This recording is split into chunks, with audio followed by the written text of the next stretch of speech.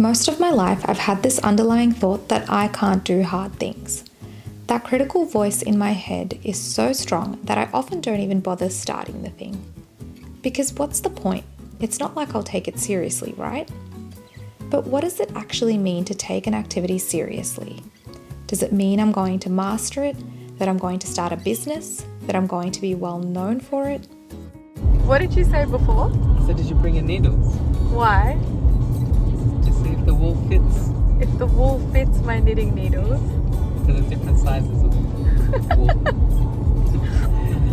All this does is build pressure and set expectations so high that it's unattainable, especially as a beginner.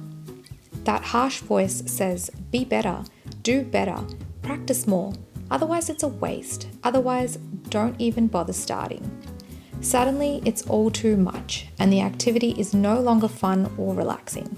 Inevitably, I give up because who can survive in that headspace for long? Knitting doesn't silence that voice completely, but it gives me proof that it's not always true. Knitting has helped me practice patience and perseverance. It can take months to make one single item, but at the end of it all, you have something tangible made with your own two hands that you can potentially keep forever. That sense of accomplishment comes not only from the finished piece, but also from each completed row, and you can see your piece evolving right in front of you.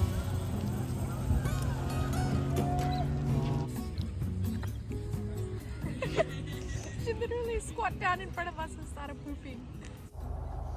So it's been about a week since the last yarn store visit, but today I'm wanting to go to Knit Co in Dandenong, which is supposed to be a really big yarn store judging by the photos. But I've just finished work. I'm on like 4 hours of sleep because my daughter didn't sleep last night, but today's one of the only days that I've got time to go while my daughter's in childcare, so we're gonna make this happen. I'm looking for interchangeable knitting needles for my next project. I just need a different size. The previous yarn store I went to they just didn't have much at all. I think they were just restricted because the store was so small and they didn't have room for it. But I'm hoping that this store today has what we're looking for. So let's go.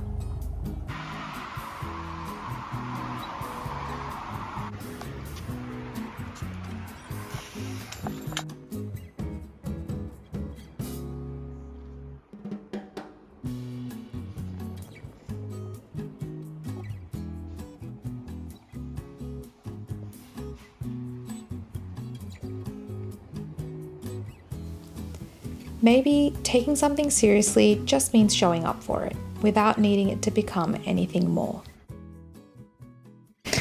Testing, 1, 2, 3. Let's film a video, film with me. Hello. So I wanted to do a little sit down portion of this video where I talk through what I bought in the stores, what I'm currently working on, and my first project that I've officially finished. So I'll start with what I bought at the first store, which was Wool Bar in Port Melbourne. I got these 2 little balls of yarn. They're both 10 ply, 100% Australian fine merino wool superwash, and they're by the brand Fiddlesticks Knitting Yarn. I got this beautiful brown and this cream. I intend to make like a stripy small beanie for my almost 2-year-old daughter. I don't have the right cable length for this beanie. I spent a lot of time researching exactly what I need and the different methods I could do it and can I do it with what I've got, and I just got really confused and caught up, and I just felt like it was too much for my second project to be so confused to start with. And I thought, what's something I can do that I do want to work on at some point that I potentially have all the tools for? And that was the Sophie shawl. You probably already know, if you follow the online knit talk world, that the Sophie scarf is super viral. But I did want to make the Sophie shawl just because I didn't think I'd get much use out of the scarf. It's pretty small. It kind of looks a little bit like a necktie. I know you can make different sizes, but I think the shawl would be really useful, especially because we're coming into winter in Australia. So I'll show you the progress for that. So my Sophie shawl currently looks like this. And if you're thinking, damn, that looks wonky, you're probably thinking correctly. It did start off really wonky down here, but then as I went on, it started to look a bit neater. You can see that there's a very clear straight edge here, and then there's the side that has the increases. I have marked it with a stitch marker as well, but yeah, just for extra reassurance. I don't know what happened down here. I've somehow picked up extra stitches. I've dropped a stitch or two. There's a bit of this like bumpy thing going on in the I cord, which really bothers me. But I think when the whole thing is finished, all those minor details are not really going to be noticeable, and if they are, it's probably only going to be noticeable to me. I did debate with the idea of frogging this whole thing and starting again, just because that bit did bother me a lot, but I think at this stage it's more important for me to finish things and prove to myself that I can finish things, rather than give in to my perfectionist tendencies and then have to start all over again, lose motivation halfway, and then never end up having anything at the end of the day. And then once again, my brain will be like, oh, see, you don't follow through. And I just don't want to feel that. I would rather have imperfect finished things than non-existent things. So anyway, I've got this really sophisticated system where I've been tallying each row and how many times I do each row. I think I've done like 35. I've done row 1 to 6 35 times, and I need to do it 53 times. So I've got a long way to go.